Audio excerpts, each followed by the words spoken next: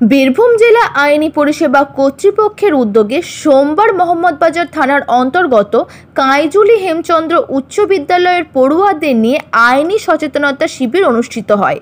আলোচ্যসূচি হিসাবে তুলে ধরা হয় বর্তমান আবহে চলা বেশ কিছু জটিল সমস্যার কথা। শিশুশ্রম আইনত দণ্ডনীয় অপরাধ, তবুও পড়াশুনো ড্রপ আউট করে কাজে লাগানো হয়। পাশাপাশি জেলার মধ্যে এক জ্বলন্ত সমস্যা বাল্যবিবাহ, যা নিয়ে জেলা স্বাস্থ্য দপ্তর সহ প্রশাসন মহল চিন্তিত। এ বিষয়ে জেলা শাসকের উদ্যোগে জেলা জুড়ে একযোগে স্কুল ভিত্তিক সচেতনতামূলক কর্মসূচি পালিত হয়। বাল্যবিবাহের ফলে কি শারীরিক, মানসিক ও সামাজিক সমস্যার সম্মুখীন হতে হয় তা বিস্তারিতভাবে আলোকপাত করা হয়। এছাড়াও শিশু পাচার, সাইবার ক্রাইম ইত্যাদি বিষয়ের উপর পাঠদান তথা সচেতন করা হয়। এদিন অনুষ্ঠানে উপস্থিত ছিলেন জেলা আইনি পরিষেবা কর্তৃপক্ষের পক্ষ থেকে অধিকার মিত্র মোহাম্মদ রফিক ও শিবদাস মণ্ডল এবং স্থানীয় বিদ্যালয়ের প্রধান শিক্ষক সুভাষ ব্যানার্জি সহ অন্যান্য শিক্ষক শিক্ষিকাগণ। আজকে কাইজুলি হেমচন্দ্র উচ্চ বিদ্যালয়ে সমস্ত ছাত্রছাত্রী এবং সমস্ত শিক্ষক এবং প্রধান শিক্ষকের সঙ্গে আমরা একটা আইনি সচেতনতা শিবির করলাম। মূল বিষয় ছিল বাল্যবিবাহ, ট্রাফিকিং, সাইবার ক্রাইম, এছাড়াও আরও অন্যান্য বিভিন্ন বিষয়ে আমরা সচেতনমূলক বার্তা ছেলেদিকে দিই। লাস্টে প্রশ্ন উত্তর করি, ছেলেমেয়েরাও খুবই উৎসাহিতের সঙ্গে বলে, খুব ভালো লাগলো।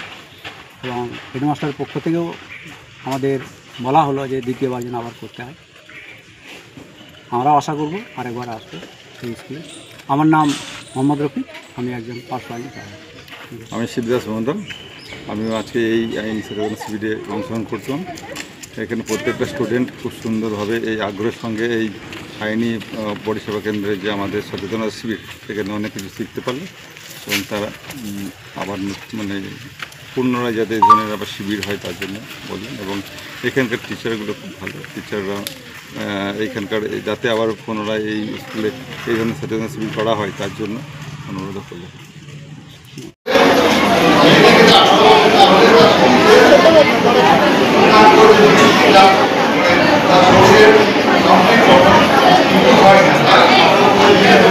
আবির নেবে, আমি নেবো, তুমি তাহলে সুদিন সুদিন না, আপনারা বলে না, আমরা জানি না।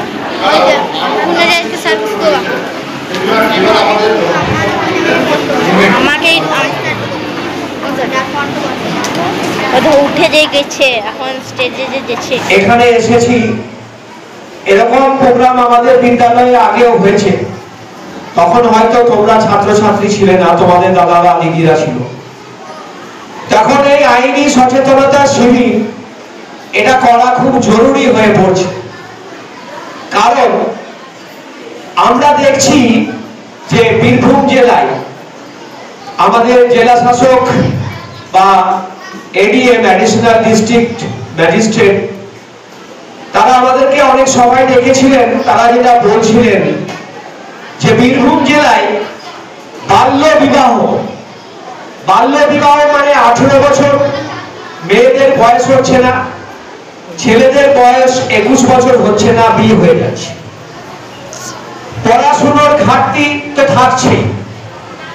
এখানে আমাদের পশ্চিমবঙ্গ সরকার কন্যাশ্রী দিচ্ছে 25,000 টাকা 18 বছর বয়স হলে পরে, কিন্তু শর্ত একটাই যে অবিবাহিতা থাকতে হবে।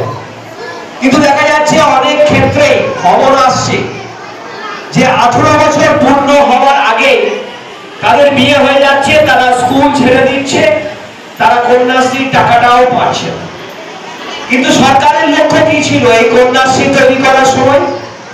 সরকারের লক্ষ্য ছিল যে প্রতিটি মেয়ে 18 বছর বয়স পর্যন্ত অন্তত পড়াশোনা করবে। সাউন্ডটা দিতে পারো তো।